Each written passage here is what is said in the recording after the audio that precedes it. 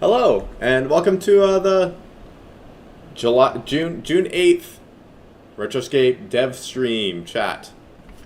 I'm host number 1, Daniel Burrow. You know me because I'm here all the time. Over here on your side, that's Jake. Hi, I'm Jake. I'm also kind of here all the time because we're like one of the only two employees, I think. Yeah. Yeah, I mean, that's basically true. That's fundamentally how this all works. Yeah. We work on Retroscape, if you don't know. All right. I actually have the book here. You have a book? Wow. Yeah, I have the Retroscape book. Well, the last one we did. Ooh. Really hard to see it, though. There's a light right there. Oh, there you go. Stack that precariously on my computer. Nothing bad will happen. You just used a weird facet spell on everyone. It's gonna blind everyone with that light. Apparently, yes. It's right there. That's the problem. Yeah. Well, it makes your lighting beautiful. So that's useful.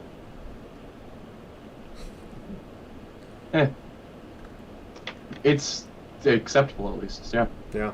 Yeah. So Daniel, this is the first episode technically for what we're doing, isn't it? Is it? I mean, is that true? We can count last week or the 2 weeks ago if we want as like our test, but we've started the project we said we would do, so I think we have to continue it now. Okay, fair enough. So that project is every 2 weeks we are going to talk about a specific lab. So this week we have started with Tribe. So tonight's focus is going to be on Tribe. At the end of the session, wow, I haven't used that term in a while. At the end of the stream, we're going to, I don't know, do we randomly select the next lab? Do we take suggestions? Oh, we'll have to think about it. I say if people give suggestions, we do suggestions, and if they don't, then we roll for it. I like it. Okay. I gotta get my... Above all else, we're the narrators, we overrule, so we do what we want. I'll have to pull out my 1d9 so I can roll for it. Yeah. Brennan asks... Figure it out. But Daniel, what is a retroscape? A retroscape is what happens after World War III, when everything after the Great War dies and we all get thrust backwards in time, at least on a technological level, except for certain people who are way more powerful. Can you tell that we've been on vacation for the last 2 weeks? Man, I don't even know what a retroscape is anymore. So true. You know what? Let me read the back of the book. Wait, no, this doesn't explain what Retroscape is, does it? Oh, yeah, it does.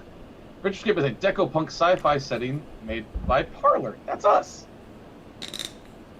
But like Daniel said, World War... What?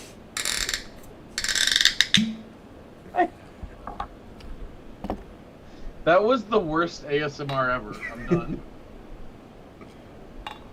That was the actual worst ASMR. I don't have alcohol today. I just have totally off-brand soda that no one can tell what it is. I mean, Brennan, you say that was the worst sales pitch ever, but to be honest, I don't think I'm actually having to sell to anyone in this chat. You never know that. Our awesome friends at Crypt Monkey did tell people to come check us out on their stream. Oh, wow. So, there's that. But that means they've already been sold to. They already know that we're the best. Right, but the people in Crypt Monkey's channel that came over to see us potentially might not know where Retroscape is. Yeah, well, but Crypt Monkey told them that we're cool, so that means we're good. I mean, fair enough. Daniel's still on vacation mode. Taking a cocktail off stream. Is that not the type of stream that we're doing? I mean, it can be if we're going to do it, but I wasn't prepared for this. I don't have anything to... I'm not going to mix water and Coca-Cola, because that would just be nasty. Yeah, don't do that, please. Yeah, we're going to do a stream of good cocktails and bad cocktails. Although we do already have one vote for network for next week, or next stream. That is a pretty good vote. Yes, let's keep picking the ones that Jake had the hardest time designing for. Make me have to do it. to be entirely fair, my cocktail is no alcohol, so it barely counts. Oh, that's fair. Wait, what was the first thing you put into it? The first thing I put into it was Dose. It is a gin-free, non-alcoholic spirit. So many words there that don't add up in my brain. Yeah, it's like a 0-calorie, like super infused water. So it has all the botanicals of gin, but no alcohol. Isn't that just flower water? No, basically. Isn't that Fresca? Yeah, it's pretty close to that. Okay. Is it carbonated? No, but I added the gin, and so now my drink is carbonated.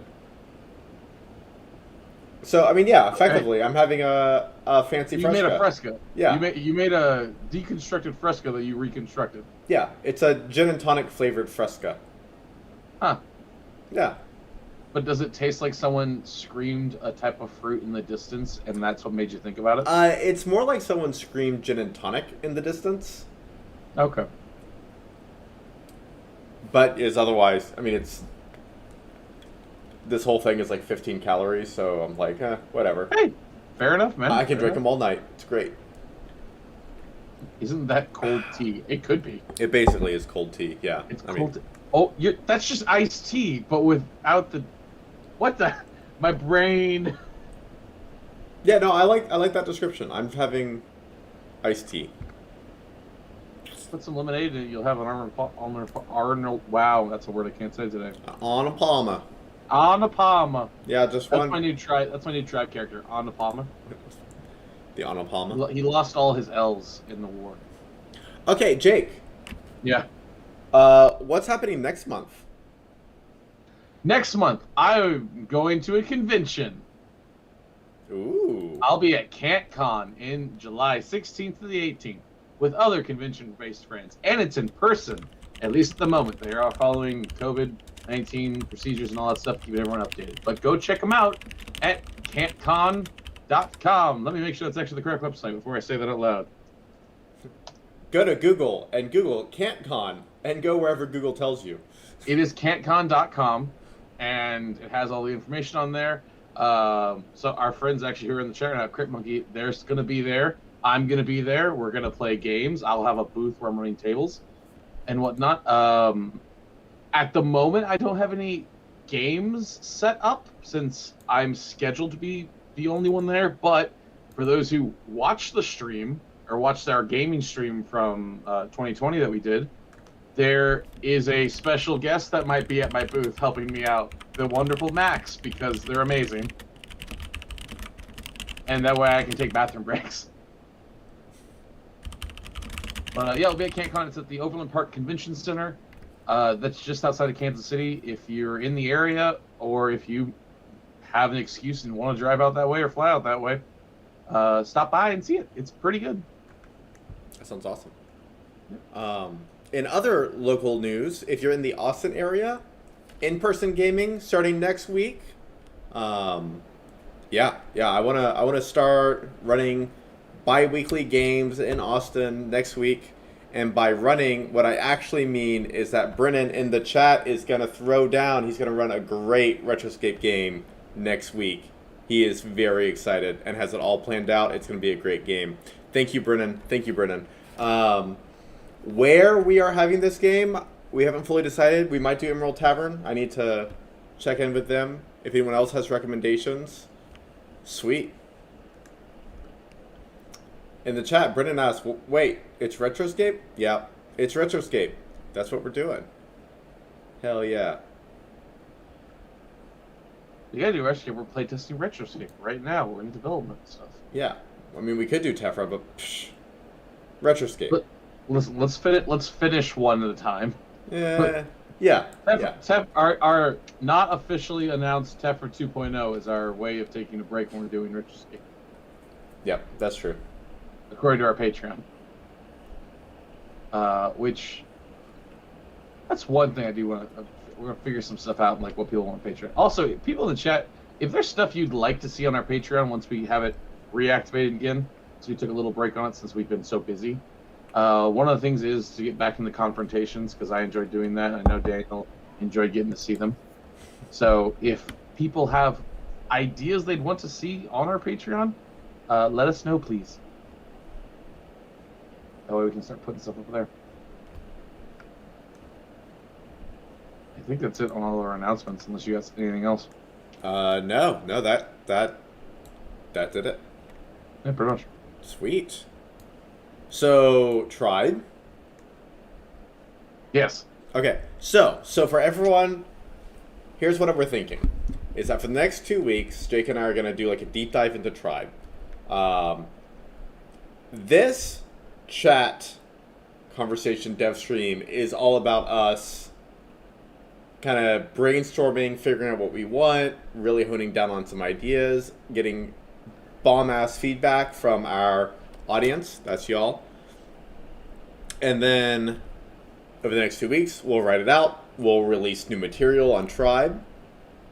And then our dev stream in 2 weeks will be all about whatever lab we choose for that 2-week period. Which so far we have 1 vote for network, so they're in the lead. Does that sound about right, Jake? Yep, that sounds exactly right to me. Perfect. For Britain asking what is a tribe, it's apparently a social division in a traditional society consisting of families or communities linked by social, economic, religious, or blood ties, with a common culture and dialect typically having recognized a leader.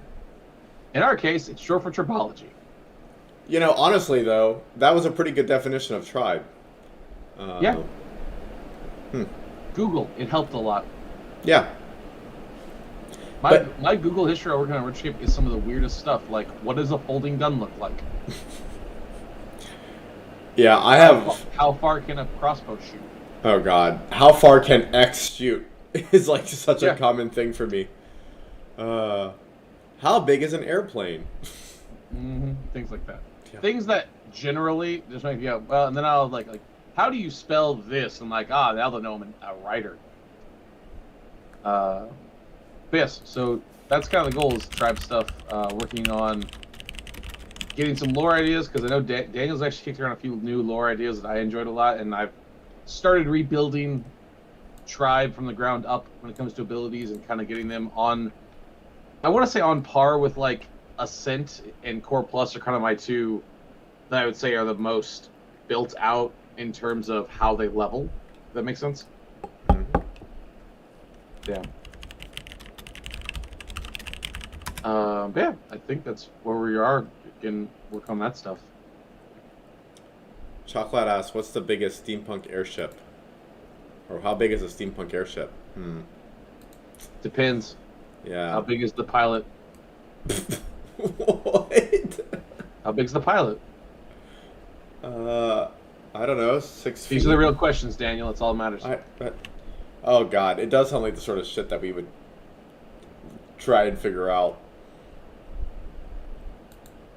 This is prime dad joke material, and I appreciate you, Chocolate. Chocolate. I do not know. I'm never gonna get it right. I apologize. But that's a pretty good dad joke material right there. Chocolate. I'm gonna use that Ascent joke later. Ascent. Oh, Ascent. I get it. It's Ascent. Don't sell yourself short. You're definitely worth a quarter or more. Ascent. That sounds like such a Bulldog Betty line. Oh, it really does, doesn't it? Yeah. I think Chocolate should just be Bulldog Betty. Okay. Be perfect. That's fair. But for now, we work on Tribe, who's not Bulldog Betty. That is true. Hey, I want to talk about that thing that I posted in our lab ideas the other day. About... Let me go to it and look. About, tribe operatives, or various operatives not always getting along and being a little bit more disjointed, and... Actually, You tell people why I read it so I know what you're talking about. Ooh, okay. I haven't gotten to this channel yet. Yeah. Kristen liked the idea, so I considered that to be good enough for me. I see Retroscape All Might character. I'm already in. Yeah, that was... I'm sold. I don't care what it is. I'm sold. All right, so my general concept is that currently I think that we've kind of built our lore just to it pushes the operatives a little too strongly into they all work together, everything's harmonious, that sort of thing. Whereas I was thinking about, like, I don't know, you think about like a D&D game, and you might be a ranger, and you run into another ranger, and you might have to fight that ranger. And that's just the thing that happens, because you're people. Right. Whereas, I was thinking about scenarios where, you might be a tribe operative, and you are out hunting this industrial baron who's robbing the world of natural resources, and you find this industrial baron, and he has another tribe as a bodyguard. And that tribe bodyguard is known as a crack shot, and he's willing to act as a back bodyguard for any of Delphi's elites. So now you have to get into this scenario where, are you fighting that tribe? Are you, negotiating there? Are you trying to separate the tribe from the guy that you're trying to get to? And then if that tribe operative lives through the fight, now you have this question of, like, okay, well, maybe you see him at headquarters later, and you have to be like, hey, yeah, that situation sucked. I kind of like it because it might make it. I like it a lot, but we could almost go kind of harken back to one of the old ideas we had for Retroscape, which was labs, which we've kind of stepped towards, where labs are less like labs are meant to be like, oh, we're protecting the world. I think we should change it from we're protecting Delphi to we're advancing Delphi. Ooh. So that turns into more of the individual and the labs, and really it'd be more like the labs are advancing their science, which quote unquote can be seen as helping Delphi. It's helping their own self-interest, things like that. But then the lab individuals within the lab, and even like groups within each lab, might be wanting certain things done. Like there might be groups who are, maybe there's a division in tribe that is meant to be the, hey, you're the heroes, you're supposed to go and, like, when something bad happens, you're the first ones we call, go do that, you patrol the city, things like that. Then you have the more corporate side of, hey, we still need to make lots of money, so, go work for whoever needs to hire you. Mm-hmm. And it feels more like they're a corporation, which is kind of what labs are to a degree, where they are their own corporation and entity that does still have to work with the government. It almost feels like the dystopian style of, like, okay, what was that? There was that very strange, like, kind of kung fu movie that was all the brands, like, became massive and ruled the world, and they had to fight the brands. It was very weird. Oh, it sounds cool, though. Yeah, but they fought embodiments of the brands. But kind of like that, where if a lab's big enough, especially as big as Delphi is kind of meant to be in the now, a lab could be big enough where they are going to have infighting, but the kind of idea might be, as long as the higher-ups don't hear about it, no one's going to really say anything. Yeah, totally agree. So yeah, we could play with a lot of ideas like what you're talking about with, do you take them out? Do you just try and put them down? Do you try and separate them? Like, what do you do in this scenario? Mm-hmm. Because, yeah, could be do a lot of things there. The second part of that proposal was, like, I really like the idea of having, like, operative rankings. And this is totally just more of an in-story thing. It's not mechanics. Yeah. But just having knowing which operatives are the best operatives out there. And so where the My Hero Academia reference comes in, having your All Might operative, the best operative out there, who everyone aspires to be.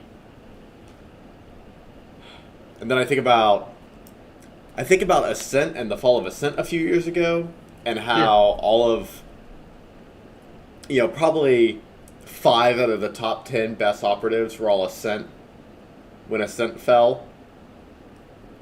And, the number 2 operative was from Tribe, It just Had to fill in. had to fill in. Yeah, I like that. I think we do a lot of that because I also do like the idea. We've kind of moved towards this of making labs less, because we bounce between like them being super secretive and not existing to they're super like known and all this stuff, and kind of like found a middle ground. And I like the direction we're going now of them being their own organization that feels like a separate organization. Like, they're still a part of Delphi because they have to cooperate with Delphi because otherwise they're not going to do the things they do. But, you know, they also have this PR system that's set in place, kind of like with this hero ranking thing, where if there are going to be there'll be some lab members who are public faces, even inside of, maybe not network necessarily, but there might be some in network eventually, since they're being redone.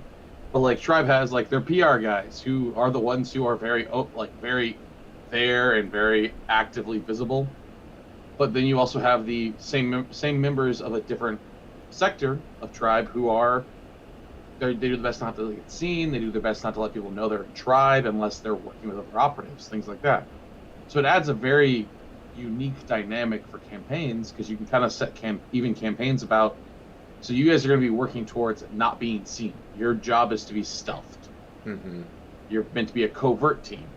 Versus the, hey, you are a PR hero team. You are going to be sent into really dangerous, over-the-top things, but you also have to mitigate collateral damage at the same time. Oh, I love that. You could, I think you do some pretty... I think that the mitigate collateral damage would actually make a lot of...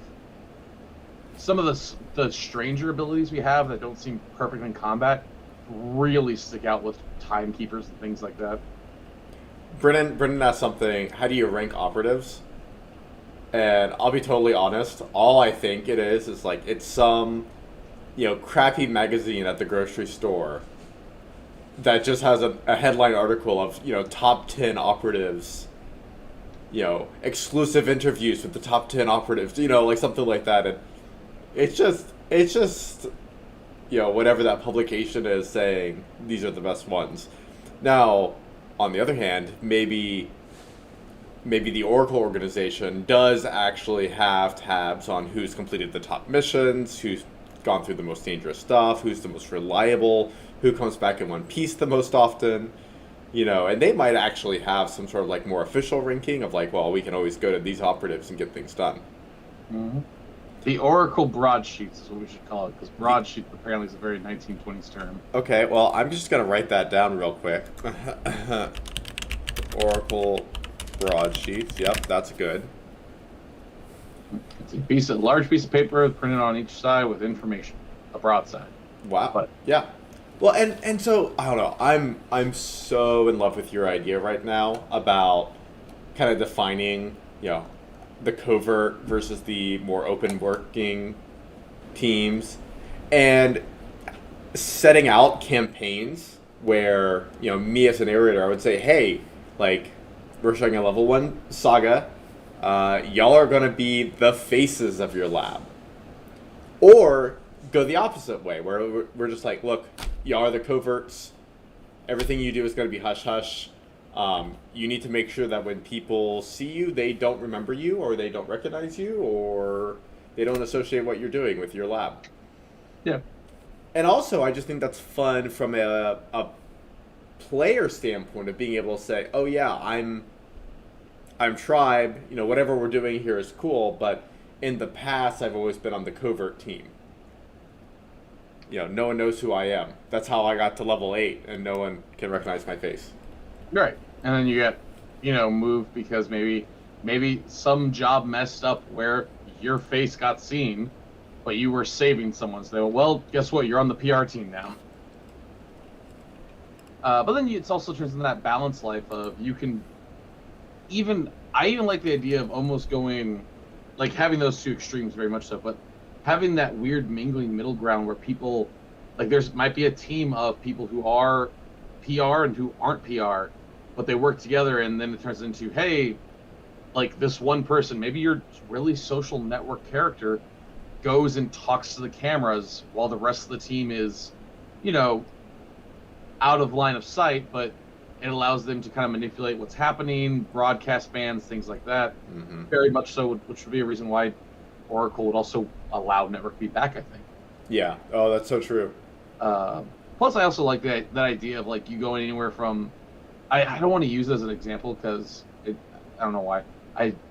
Probably because of whatever was happened a few years back. But Vampire Masquerade has that whole idea between like lone vampire and like a coven together. Mm-hmm.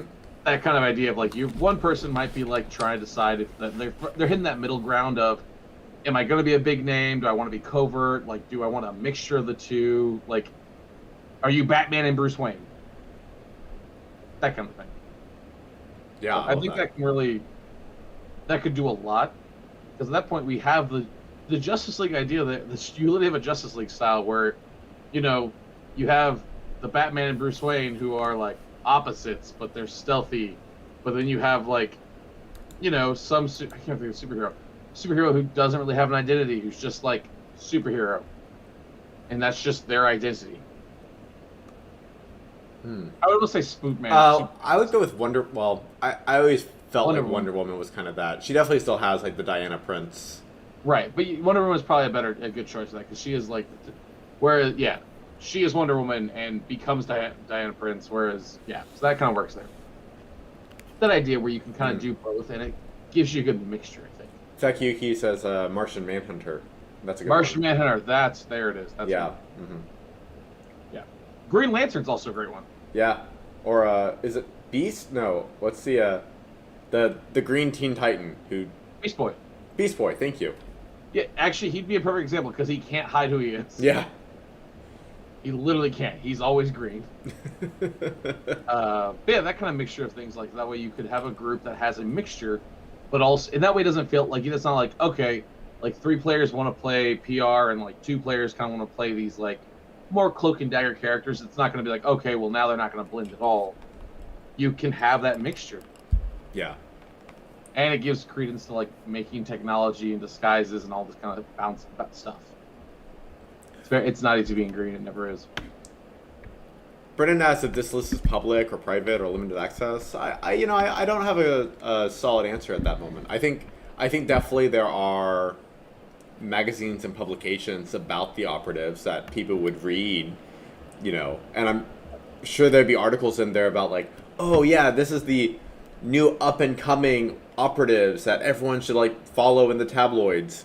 Yeah, Tabloid, if you're that's right. popular and things like Mm-hmm. like I think the public one would be like the ones that are popularity based, which is kind of what that's what My Hero is an example. My Hero is popularity based. It's not like how well you do. It's purely popularity based, which they've stated in the show and in the mangas before. But I like that idea of like it's it kind of builds a weird dynamic where there are people who are going to want to build up things and become more popular, because if you're popular, people want to go buy your stuff. So when not like, because we talked about lab tech. Yeah, we had talked about labs having public tech of like, hey, this is stuff that we're allowed to sell.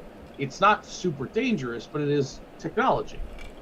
Well, what's funny about that is now I'm thinking about like brand endorsements and like, I don't know, it's just a weird. Dude, like, I got one for Tribe. Tribe getting an actual footwear deal. Now, Tribe's not going to sell you shoes that let you run on walls, but they might sell you shoes that can increase your speed by 5 feet. Mm-hmm. That anyone can get a hold of, theoretically. That's something you can just buy on the market. And it kind of leads into, it'd be expensive because it's Tribe tech, but it leads into this, like, wanting to have popularity, but also wanting to keep your stuff secret, so you would like make the base minimum stuff that no one can really reverse manufacture. Yeah, and then you can also have so backing up just a sec. So what I think the tabloids would do, I think that the Oracle broadsheet would not be public. And then the tabloids would talk about like, oh well, we got secret access to the Oracle database and compiled all these missions together, and now we know for real who the best operatives are. Now, whether that's just tabloid drivel or not, is up to the reader. Right. But I love the idea of like building that into a saga of operatives who, all of a sudden they wake up one morning and find out that, they're now number 8 in the top 10 operatives list. And they immediately call up the network operative and go, "What did you tell everyone? Why am I number 8?" My name isn't supposed to be out there. I wear a mask. Respect my privacy. Yeah, I think they could add. I think that also adds a lot to the world, and also lets it so we can make like that weird tech of like I kind of picture like in the if Tribe or if any labs couldn't sell their stuff to the public, like their low grade stuff that lets them make money. All I'm picturing is people in the city going, "Those guys can run on walls." Like just seeing that all the time, just wondering why they don't have access to anything at all. But if you're in a city, it's very dangerous. You go buy your Tribe branded shoes. That way you can run from danger faster. Just like pump up Nikes. Yes. Things like that. I think it also makes it so it makes it so they're part of the economy more, and not just these. I don't want to say holier than thou, but like these things that are on pedestals. Yeah. It builds them in, and it makes so that they, if a lab does disappear, suddenly there's a huge problem. Yeah. Well, we know that most of the labs do have a economic function of some sort. Not all of them, right. But several of them do. And Tribe has always been the one that is much more, bodyguards, defense agency, protection, and the opposite of protection. If you're going to hire an assassin, you go to Tribe. Mm-hmm. Which, I think that multi-layer thing of like having the different like jobs available would add a lot of credence to this idea that labs are almost so big that they have those downfalls. Like you have that slipping to the cracks so that like a Tribe member has to fight another Tribe member. It adds quite a bit there. Well, and also backing up just a little bit, Tribe is also well known as, they're connected to the, and I'm going to forget the name, the mega industries that originally founded Tribe with the really advanced construction equipment and tools and stuff of that sort. So, Tribe in particular does have a fairly wealthy background compared to a lot of the labs. Since Tribe is a spin-off of one of the largest major companies in Delphi. That's fair, yeah. But I do like this. Yeah, I think we can do a lot with this because it will add more to the labs. That's a weird segue question. So I've been thinking about the Order of Turbulence. Mm. And so we've decided that we're going to move the Order of Turbulence over into Tribe and have them kind of be a faction within Tribe. So, something like that, yeah. Something with a, like, I've basically just been pulling their abilities into it slowly and like kind of making them more like a specialist. Not necessarily a specialist like a level 4, but like, hey, here's a list of stuff that's like very unique for Tribe. Right. So, what I was thinking about, and I don't know if I like this idea, it's just an idea I've been floating around with. It's the idea of Order of Turbulence being seen as a separate lab. So on paper, it's a separate lab. But then the actual two labs fully are integrated, which would totally go against lab doctrine. Right. Which I have 2 questions on this. That's it? I mean, I have 2 major ones first. Yeah. Does that mean that there's 2 classes you can play, or is it they're all in the same class? No, it's all one class, and it's all actually one lab. But you can say you're from Order of Turbulence instead. Yeah. Gotcha. Yeah, 2. Why would the one lab who was like down with a scent they broke the law break the law? That's true. You're right. It doesn't fit. I think I like this idea, and now that I've said it out loud, what I think I actually want to do is do it with network and zero data. Whereas a origin specialty for network, you can be an old zero data operative. Well, then, so like you just were a zero data operative? Yeah, whereas like, on paper within Delphi, those are two separate labs, but since network did a hostile takeover of zero data. Okay. Would that be like a... Now, see, the question is it... I guess really the question is that just lore, or is that mechanical based too? It is 90% lore. So there's not going to be like an origin specialty. It's like, hey, you were zero data. I don't have the stats built in my head for that. Okay. I think I would prefer if there was an origin specialty. I feel like if we're going to do it, there has to be a reason why anyone would choose to do it. Mm-hmm. And there needs to be a drawback why you would choose to do it. Absolutely. Because otherwise, it feels more like you're just... I'm all for lore like that, but yeah. I guess more it's like, what is my motivation or what do I get out of it? Because network is off probation, but zero data, didn't... I mean, in the lore currently, didn't they get wiped out and or annihilated in some way? Yeah, they basically did. So I mean, so effectively, like, network downloaded a mind virus into their whole system. So it wasn't pretty for them. I don't think they all died, but I mean, it could be something like an origin specialty where it was you were zero data, right, and like you get this thing because of that. Well, and I was thinking like we could change their tech a little bit with them. Where the zero data operatives, maybe they have like these big like, brain implants, or they're walking around with a server on their back, or like something weird like that just really like kind of changes the whole vibe and aesthetic of the character and like changes the playstyle a little bit. I think if we do that, there needs to be like that. I mean, that goes against what network does, so there has to be like a big reason for that. Yeah. Like unless they're gonna just be more powerful. Well, no. So I think in that instance, like your character would actually have been zero data, and you're continuing as zero data. You're just now part of the network because network. Well, right. consumes I you. guess I'm more meaning mechanically at that point you're choosing to shoot yourself in the foot at that point unless I'm getting a boost. Right. Well, and we would there would be some boost. Yeah. Okay. For sure. Cool. That's what Yeah. Mechanically, we'd fix it. We'd figure it out. Okay. Let's make sure. I'm just thinking from a lore standpoint. Maybe. Yeah. Yeah. But we should work on tribes to network.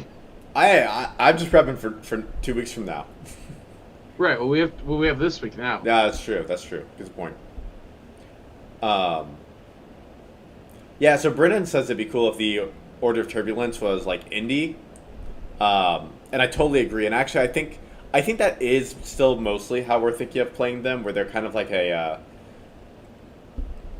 still a faction of Tribe, and they're still a little. A lot of Tribe kind of considers them to be like the rogue children of Tribe, but they're still Tribe.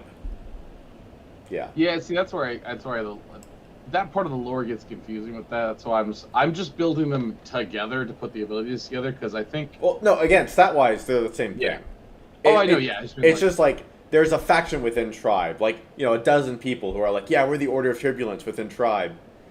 They're cool. Yeah, that's fair. I mean, just like there's like covert operatives and not covert operatives. Yeah, that's fair. It literally could just be it's a click. Yeah, I guess yeah. It's a game. I mean, we could turn it into a specialty that gives you something like that too. I don't know if it needs to be a specialty. I think it's just something that they say they are sometimes. That's also fair. Yeah. Yeah. I was gonna say I've just been absorbing the Order of Order of Turbulence is gonna be gone inside of freelancers by the time I'm done. So. Right. Absolutely. But let me Do you want to talk about some of the stuff that we have started changing in Tribe? Yeah, by all means. Well, let's see if I go. Let me look at the old doc right now to see what it currently has to compare it. One of the things that we're changing. Hang on, I have not actually changed the wording for one of the things we talked about. Where did we decide to name it instead? Well, I can't remember. We were changing an ability to Pierce. That's what it was. Oh yeah, Pierce. Yes, because it. Yep. Don't really need to be. I don't really want to be at a convention again having someone tell me I'm going to use my penetrate ability because there's only so many times I can't laugh at that. Yep. So yeah, what? Let's see. I did kind of change the layout to a degree to put the tribe stuff, the tribology control suit's now on the actual level 1 features and not just in the box. The box just has, hey, here's the very base stats of it. Mostly just because when I was reading through it at conventions, people get confused, I found out. So fix that. Their speed increase is still, or the speed increase is now a +10 instead of a +5 since we went to feet instead of yards. So now their speed is a 40 base speed.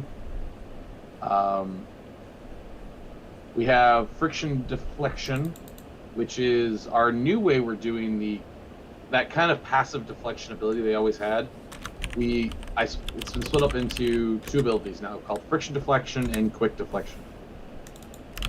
It's just kind of simplified it to your natural deflection for all deflection items increases by 1.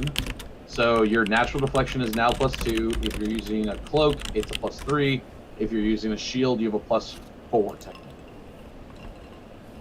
And then there is quick deflection, which is what the other part of it is, which is for 2 momentum, you can activate your deflection, which is normally a maneuver. So you could do it on your turn if you want, or you could do it sometime during combat during a round.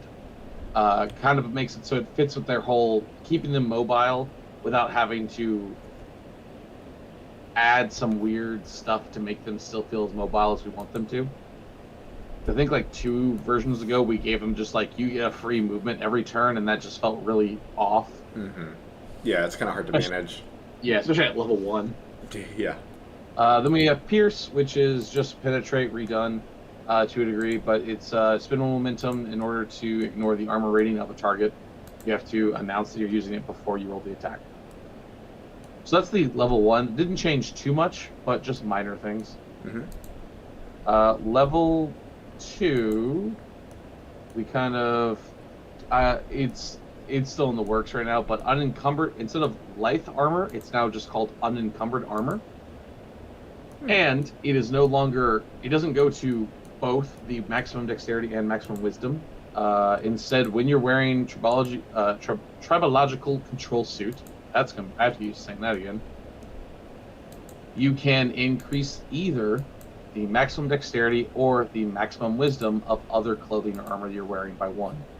So during a breather, you can swap what it is. So if you have a set of armor and it has only a 2 maximum dexterity and you have a 3 dexterity, you could give it to that, and so you can now use your full 3. You might find better armor later down the road that the wisdom isn't as good, but the dexterity is great, so you decide to move that point over. So that way, they can kind of adapt to what equipment they find, but also it's just a general benefit for all the armor they'll wear. So your maximum armor, or your maximum dexterity or maximum wisdom, gets a +1 basically somewhere in there. Yeah, one of them does, and you can also swap it during a breather if you need to. Okay, cool. Yeah. The swapping actually kind of came up because we talked about crafting and like finding ways to build crafters up better. And one of the ideas was to make it like if you have an armor crafter, basically kind of letting them do kind of this ability to people for short periods of time. So something like that. I love that. But we have wall running, which right now is probably going to stay the same, just for simplicity's sake. Do we have it where, like, if they end the turn on the wall, they fall? Or did we nix that? Right now, it's been nixed. Good. I like that. Yeah, that's been nixed now, so they can just stick to walls, basically. I kind of debated maybe turning that into, like, a stance. Oh, I can see that. Because that way it turns into you having to decide, are you going to use the stance for wall running, or are you going to use your stance for the level 4 tribology stuff? Yeah. But I'm going to put a note there and probably just turn this into a stance then. Because then it can be upgraded to not be a stance with some other stuff. But yeah, otherwise wall running's still the same. But we'll probably make it a stance now because that actually does kind of fix some problems. Level 3, we had elusive and passive deflection, which is friction deflection now is for passive, and that's still there. Elusive, I want to get rid of, I think, because it feels odd there. Okay. I think it'd make a better suit upgrade potentially. That way they can choose to specialize in grappling slash escape routes. Yeah, I totally agree with that. Yeah. And I think we can probably find a good level 3 ability that can because level 3 for like Ascent and Core Plus are kind of that. Here's a utilitarian thing that's useful generally around in different like what you're doing. So I think we can find something for that. Make into suit upgrade. Then level 4 in the brainstorm, we have for those who have Patreon. If you want to go look at the brainstorm, you can go check out Tribe's brainstorm. Level 4 is when you choose your specialization for tribology suit, which is either the tactical, the guardian, or the assault suit. And each of those has a stance, and they each have kind of the specialization. So the tactical one is meant to be mobility and maneuverability. It specializes in movement, stealth, and penetrating defenses. Then you have the Guardian suit, which is meant to be designed more to heighten the defenses and damage mitigation of the wearer.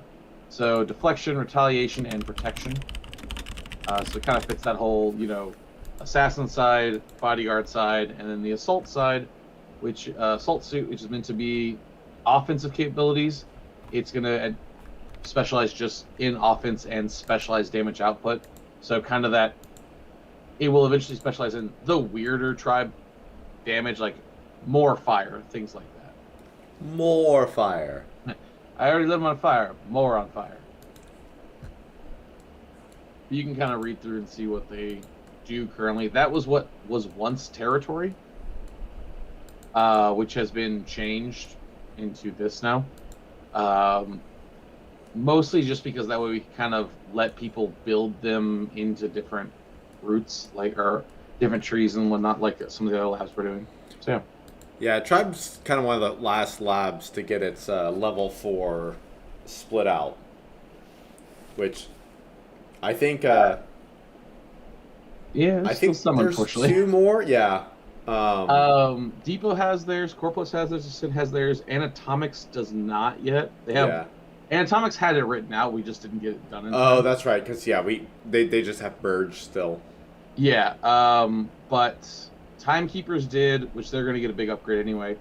Neurogrind doesn't, and Network does not. And Neurogrind does. Neurogrind does? Yeah, Neurogrind does. Did not? Okay, I'll double check that then. But I don't think Facet does. I think you're right there. Well, I think Neurogrind we were changing though because of us changing the whole you have to have a robotic companion, right?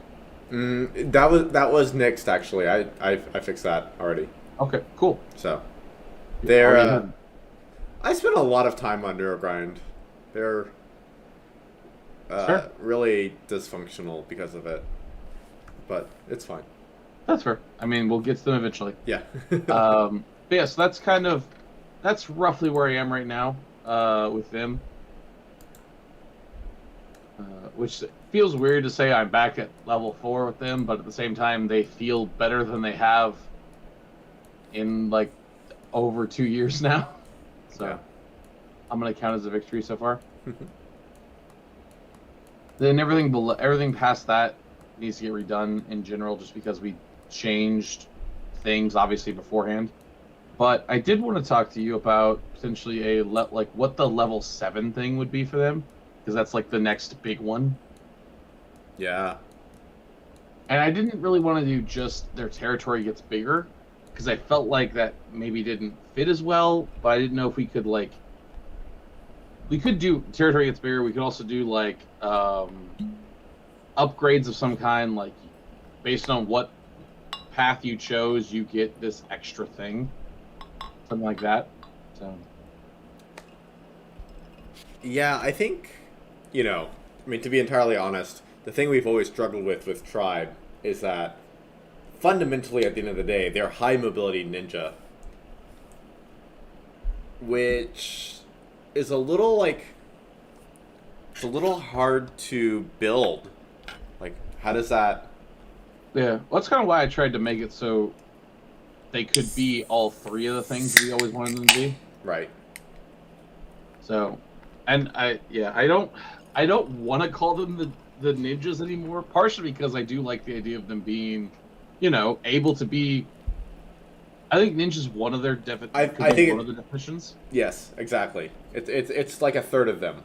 Yeah, because then you could have I picture you have 3 tribe members who are all assault-based tribology suits and like one guardian suit, who are taking on a gang of tech bootleggers in like a massive street fight shootout. Like things like that, I think would be cool. Yeah. So, in terms of like, what could Tribe actually do? Because of their tribological fields, they can slow down incoming fire. They can better protect.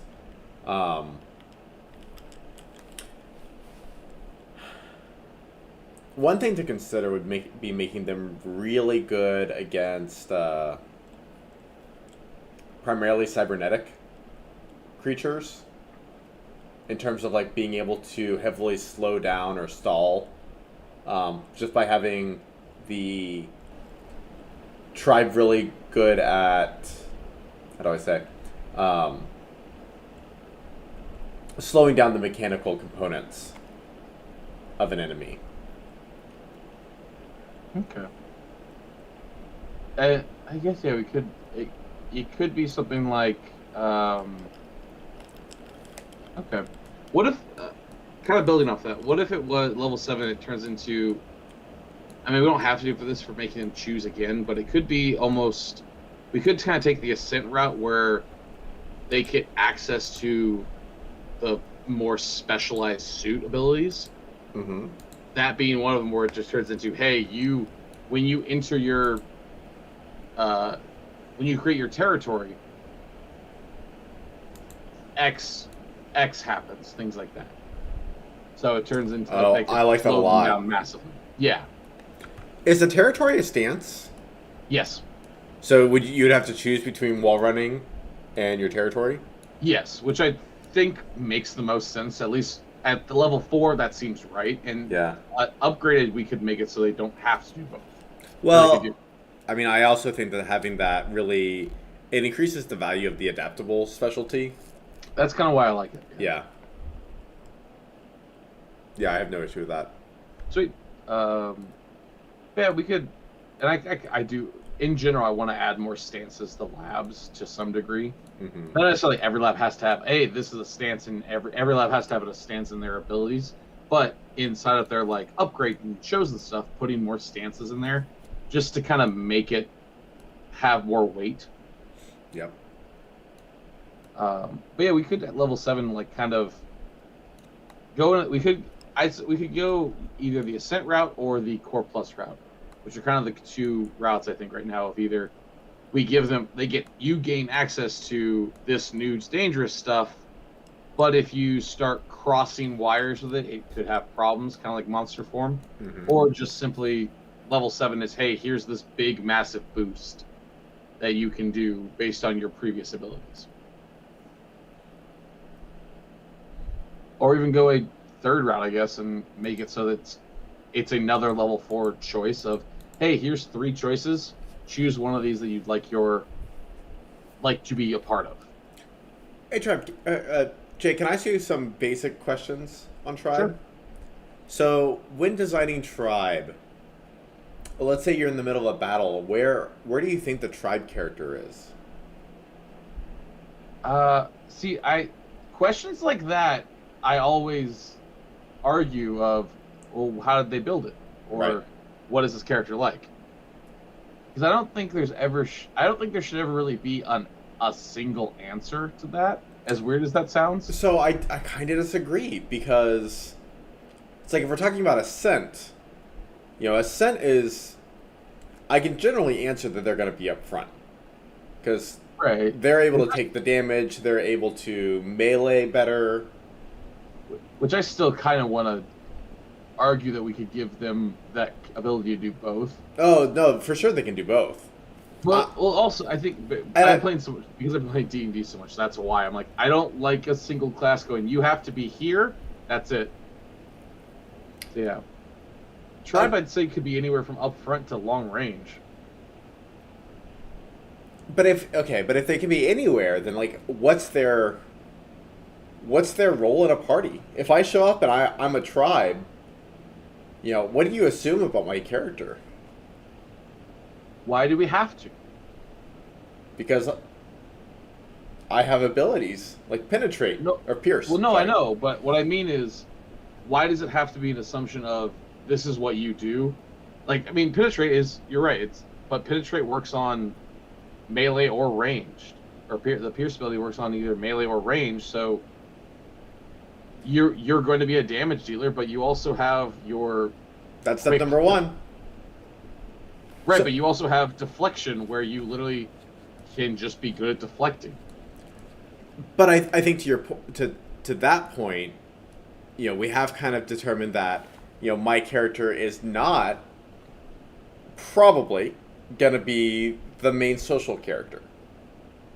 My character's probably not gonna be the one that has robot companions. Yeah. I could Yeah. build it that way. Right, and But- that's the biggest thing. Is like, I don't know. I guess because I just like I love seeing the weird builds people do with things like that. So Absolutely. I never want to say one class can't be the social person, which is why we're changing how Yeah. network works. Because, yeah, but I'd say they are they're generally designed to be combatants. I'd almost say they're designed to. I would call them the fighter or ranger of, if using D&D as an example, they're the fighter or ranger of a class where do you need me? Or what did I choose to specialize in? Mm-hmm. If I chose to go melee heavy, then I'll go that way. If I chose to go range heavy, I'll go there. And if I chose to be in between, that way I could kind of move around, then that fits there too, which I think is what fits really well with them right now. Yeah. Yeah, I don't know. I've it's been a mentality I've been kind of wanting to bring back into Retroscape of still giving them the structure of like, hey, this is what you're very good at, but not this is what you have to do. Only because I was thinking back to other conventions I've gotten to do at Kansas City, and I've seen those ones where people are like, I do this, so I'm gonna do this. But like then other people come up and have the same character and go, can I do this with this character? And having the ability to do both directions, I think, fits better with our system as a whole. Mm-hmm. Yeah. I totally agree with you. Yeah. Well, I mostly agree with you. The one thing I would say is that we do give the labs a number of hit points, and we do give the labs certain abilities that do kind of reflect in certain ways. Brennan and I have gotten into fights about whether you can make a depot character that's a frontline fighter. And I think we've both proven that, yes, you can make a frontline depot character, but it's not as effective as a frontline Core Plus character. That's true, yeah. The Core Plus character, their abilities lend more to it. Yes. lend more to it. Yeah. And I would say at that point, Tribe is just a combat-based lab. Yeah. I would say that they're not a hit point based lab. They're not really the tanks. But they are kind of the tanks because they're hard to hit. So they're gonna negate damage. Yeah. It is interesting, and I think this is the thing that we've always struggled with Tribe, is that Tribe is so well-rounded as a lab, so as to almost be like difficult to design for. Yeah, because you don't want to give them too much one way or the other. Right. Whereas, a lot of our other labs, I can pretty easily like kind of pinpoint out their weaknesses. And maybe that's the right question. What's Tribe bad at?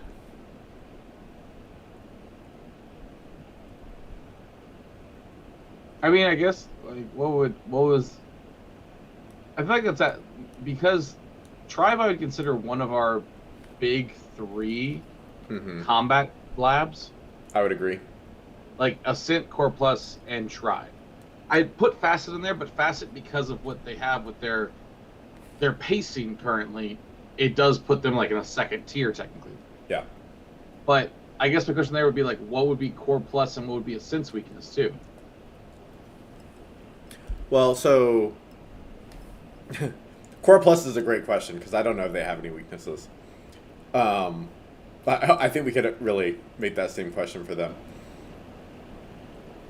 But for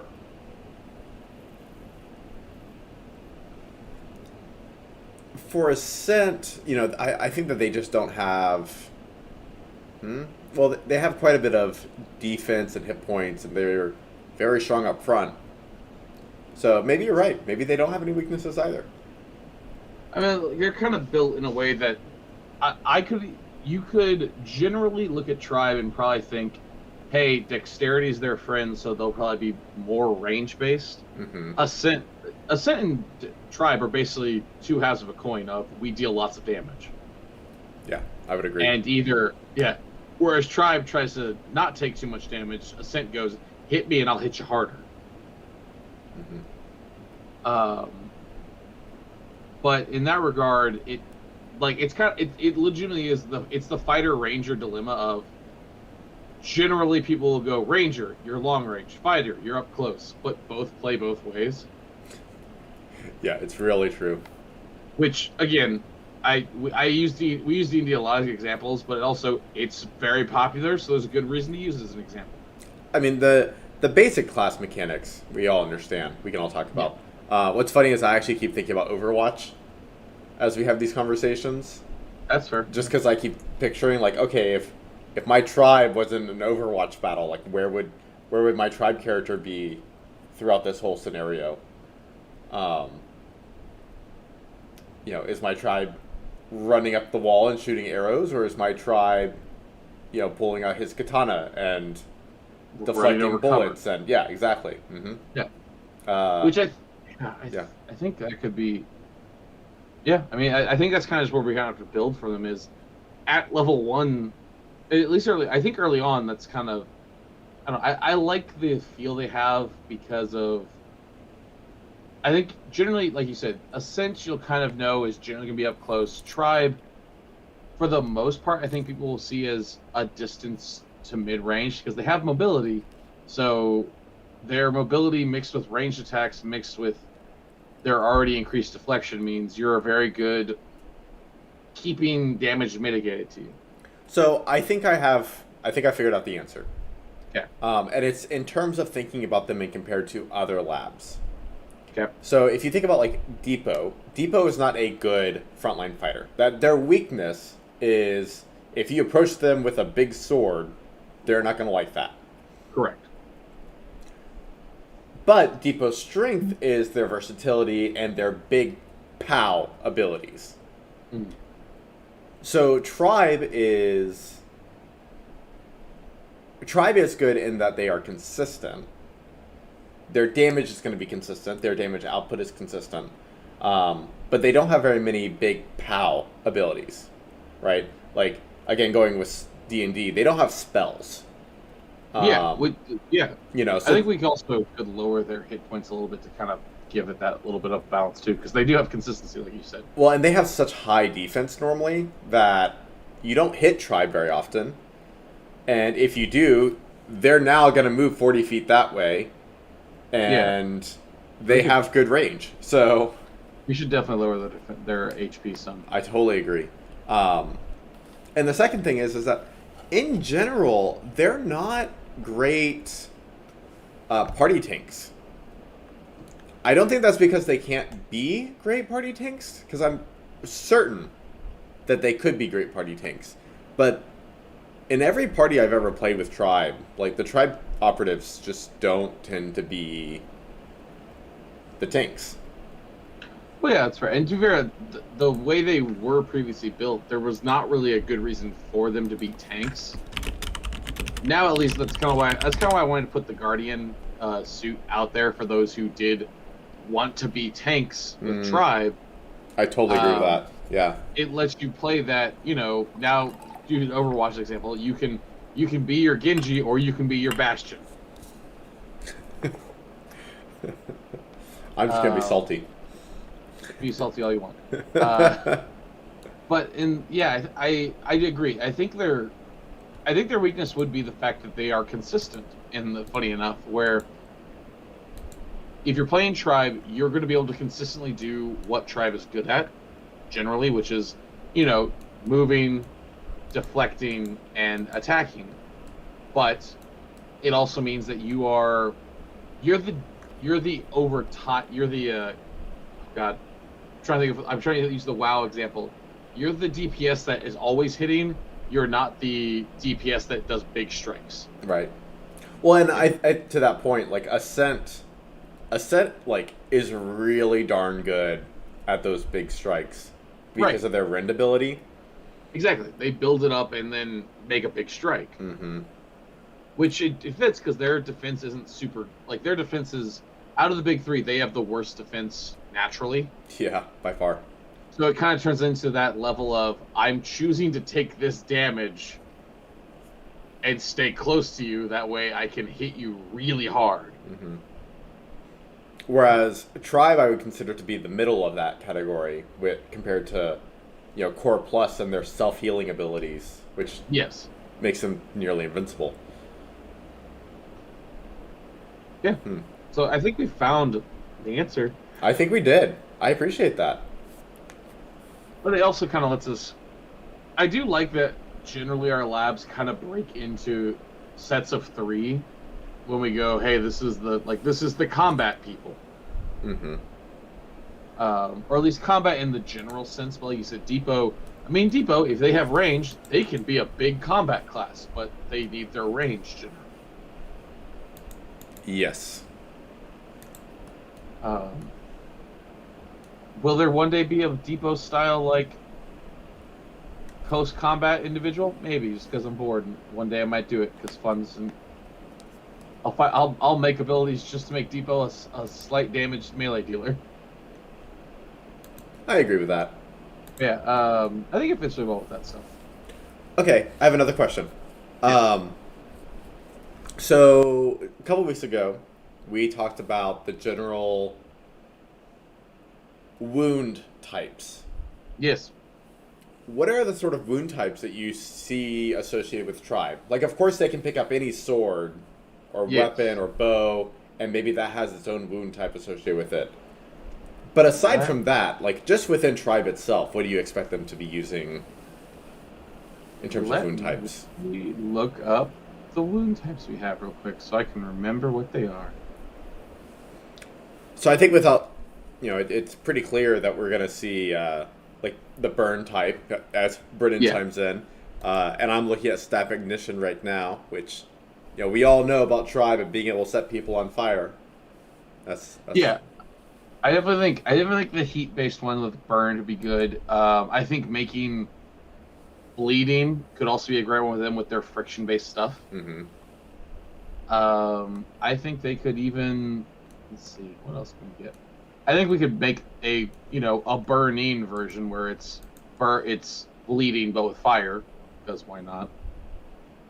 Slowed would also be a great one for them. Oh, ooh, yeah, a slowed wound. Yep, slowed. I think they could even maybe do fumbling or prone, like being able to knock people out of their stances, like system-wise knock them out of their stances, but like flavor-wise, they're knocking them out and then creating so much friction that it's hard for their bodies to catch up to what they needed to do. Okay, that's cool. Yeah. Nice, good answers. Yeah. I mean, to be fair, eventually, there's even a chance that, we could maybe play up friction and sound, and like they can make deafen stuff, or maybe with some of their stealth stuff, they can like make it quieter or make it harder for people to hear. I do also like the idea of them, since they're taking turbulence, we could throw cold in with them as well, theoretically. Interesting. Well, or the like the pull and push mechanics a little bit. Yeah, that too. Which generally I like to keep within Core Plus. But it would fit really well with them too. It would fit really well with them. I mean, Core Plus gets it so early, and it's so a major part of their abilities that like letting Tribe like specialize into it seems pretty logical. It doesn't have to be like a standard. Yeah, and I like it because also the cool thing is like Core Plus you're built for this, but if you're taking stuff in another class, this turns into it should feel, and that's the biggest thing we have to make sure we always like instill in the system and the game in general is it shouldn't feel like you're taking away from someone else. It should feel like you can combo that together. Yeah, well said. That's great. Yeah, you could like I said, you could maybe do something with I'm trying to figure, because with friction it builds up heat, so I'm trying to figure out there's a way to like reverse that with the turbulence side of things, because we did talk about like them taking on some more of the like order turbulences, like air manipulation stuff they do. Mm-hmm. So we could definitely put cold potentially down the road in there, kind of let them go down those paths, because we don't really have anyone that does cold. Yeah, not really. As a thing. And part of that is that I just don't like cold as a thing. That's my personal. Because I'm like. That's fair, but we have it as a base damage type. Yeah, I just don't understand it as a damage type because it doesn't make sense in my brain. It's just go put an ice cube on your finger and tell me if you can move your finger after 10 minutes. Yeah, but I mean it's. I feel like we often see cold damage as like throwing icicles, which is like physical damage, whereas really it's like decreasing your own kinetic thermal energy flow to where you get slowed. That's like Tribe. Right, but if we have the slow ability, then I don't know if it's cold. It's just reducing friction. But that's what? I guess. Okay, I see your point. If we're reducing friction, then the side effect is going to be cold. Yeah. Okay. And it's like molecules get. Yeah. Yeah. So it's All right. You convinced me. I was gonna say, if not, we also have air cans. Those are cold if you do the thing upside down and all that stuff. Don't do that, by the way. No one do that. It's dangerous. I've cleaned off so many things like at weird angles, and it always is bothersome. Yeah, it gets really cold. Yeah. I just wanted to be clear that I told people not to do that. Yeah, I mean, it fits in the cold category enough that way we can at least throw it in there, be like, aha, there's that. And it gives them, for those who want to specialize into it, stuff like that. Doesn't have to, and we here's the biggest thing. I would like us not to have to be just icicles being cold damage, because we should do some fun stuff with that. We got Mr. Freeze. Mr. Freeze is a great example. He turns people into icicles. He doesn't shoot icicles. Yeah. Um, like if you ever watch Clocks, do you remember the movie Clock Stoppers? I didn't see that.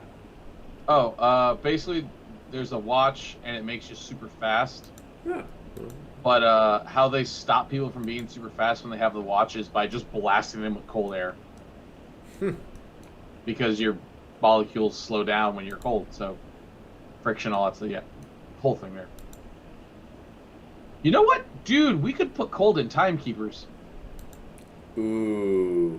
Like that would let us put cold in, because right now heat's spread out pretty. Like we have. Yeah. Corpus has electric. Ascent has everything if they need it generally, but like having cold, I think all of the damage types should be spread out to a degree in everyone. I think everyone should have access to it in some way, right? Yes. But having labs that are clearly like, have more access to it more regularly, like that's Yeah. It can definitely add some stuff to it, which I think we could. Yeah. Oh, I like that idea a lot. Yeah. And Brennan does too. So if Brennan agrees, I think we're good. That's good. So yeah, I think those are some good wound choices, I think, for them. Yeah, no, that's great. I love that.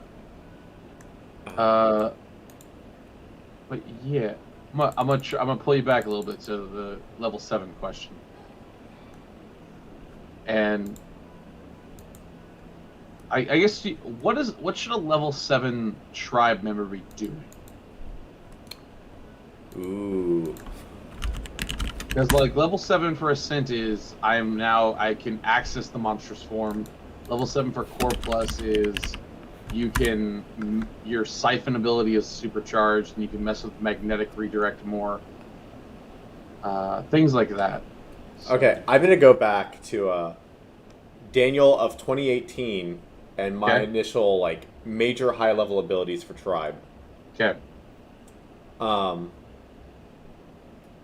Constantly active deflection with backlash style upgrades.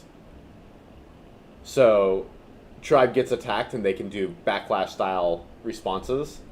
Imagine like you have like volatile kinetic fields around you that immediately like explode when enemies hit them, or could we create like kinetic minefields, or I mean, the fields that you're talking about are kind of what the territories are gonna upgrade into. Yeah. Weapons that move through walls and cover. We basically have. Plus, we have the Order of Turbulence stuff. Jumping off air. So more or less flying. We could upgrade. We could add on to wall running where it lets you run on air. Yeah. That could be the level 7 ability. It lets you run on air, but you have to, actually end your turn on a surface. Well, and so something I do like the idea of conceptually is their tribological field becoming so dense that they can actually like stand on it or hold things on it, or like effectively they're just creating a kinetic field. Okay. So what if? All right. So what if it's when you're in your?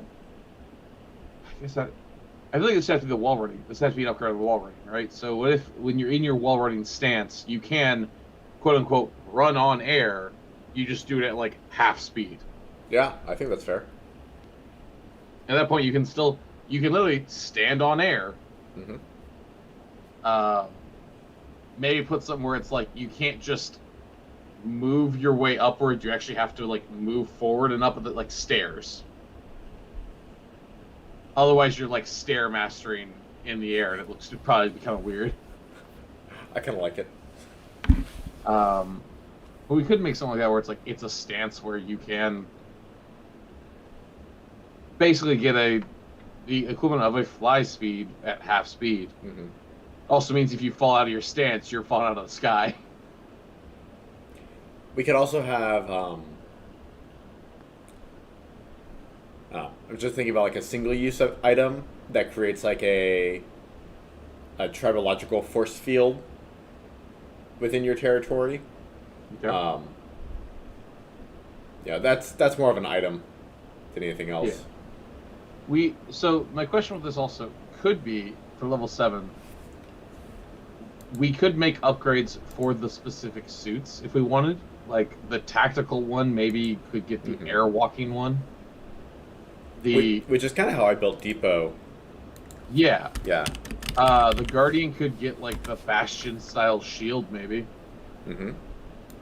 And then Assault could get that kind of you attack me. I wanted to put that in both the Guardian and Assault, but could be. I don't know what we do for Assault. Something about lighting people on fire. Something about dealing more damage. Maybe your Penetrate works better or Pierce works better. I don't know.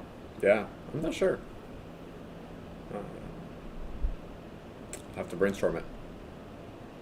But that, I mean, we could, like you said, that's what we did for Depot, isn't it? Yeah. Okay. I mean, if those two at least work for the first two, I think we could add on pretty easily. Mm-hmm. I gotta look at Depot game real quick 'cause now I'm trying to remember. Well, so like the Depot level 7 is actually a little bit more similar to what we already have with Tribe, where it's just a more of a simple upgrade. Gotcha. As is the level 10 ability. Yeah, but I do also like the idea of it, if you chose a specialization, getting to like feel like it grow. Yeah, well, it absolutely should. Now, sometimes I do feel like that should be handled in the Upgrades and stuff. Yeah, where like we do in Ascent, I think Ascent does really well with that. Yeah, well, Ascent, Neurogrind, Depot, like a lot of them that, like, you know, if you have that specific upgrade style, then you unlock a whole line of upgrades for that style. Yeah, which I think works well. So I guess the kind of question for that Tribe is: do we do a general one, or do we do that kind of like specialized? You get this, or this kind of deal. Mm-hmm. Which, I mean, it could be as simple as, honestly, at level 7, it could be as simple as your deflection goes up, your territory gets expanded, and the airwalking thing. It could just be those 3 things. Yeah, no, I think that's solid. I mean, that's a great level. Yeah, all right, hang on, let me put that in the chat.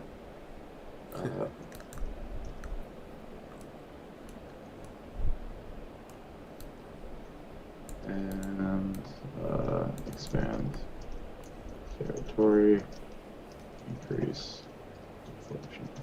Okay, well that solved my level 7 problem. I guess level 10 legitimately could just be the same. Here's a question I have.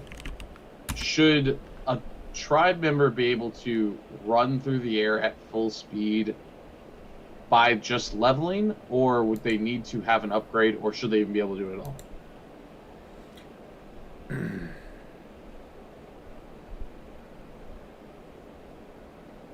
I think by leveling they should be able to do it. Alright, level 10, that solves that. Yep.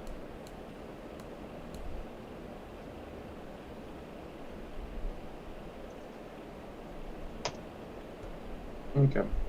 Then I think actually what I might do then is like might do like a level 5, or maybe I'll do like a level 5 thing or 6 thing where you can run across water. Because there's not really a reason not to be able to run across water if you run through air. Right, I agree. Yeah. Cool. I think we're going to start kind of wrapping things up for the stream tonight. I mean, we got a big thing finished here. Yeah. Honestly. Well, and so, you know, over the next 2 weeks, my plan is to, we'll kind of buff out their abilities. I want to do some heavy lore updates with them as well. Mostly in kind of developing a really good sense for what they're currently like, what they're up to, where their headquarters is, who their top NPCs are. You know, who do people know in Tribe? What are they up to? What's their goals? All those sorts of things that, you know, people really identify with. As well as creating a series of items for them. Because, you know, our brainstorm for Tribe exclusive gear is really long, but we don't have very much actually finished. So Yeah. that's something I really want to play with. Yeah, and we can get the we can even separate them out, kind of like we talked about, like having this is lab exclusive and this is public stuff that they sell to others. I love that. Oh, I did send you one message I wanted you to check before we closed out.